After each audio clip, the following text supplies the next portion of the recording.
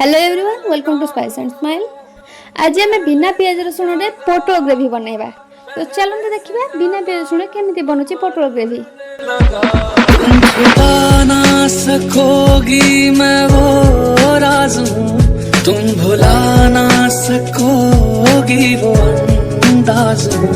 सुन सको तो सुनो दर्द दिल की जुबान, मैं यहाँ हूँ, यहाँ हूँ, यहाँ हूँ, यहाँ। कैसी सरहदें कैसी मजबूरियाँ, मैं यहाँ हूँ, यहाँ हूँ, यहाँ हूँ। पहले से ज्यादा तुम पे मरने लगा। आप जो इस तरह से तड़पाएंगे, ऐसे आलम में पागल हो जाएंगे। वो मिल गया जिसकी हमें कब से तलाश थी, बेचैन सी इन सांसों में जन्मों की प्यास थी।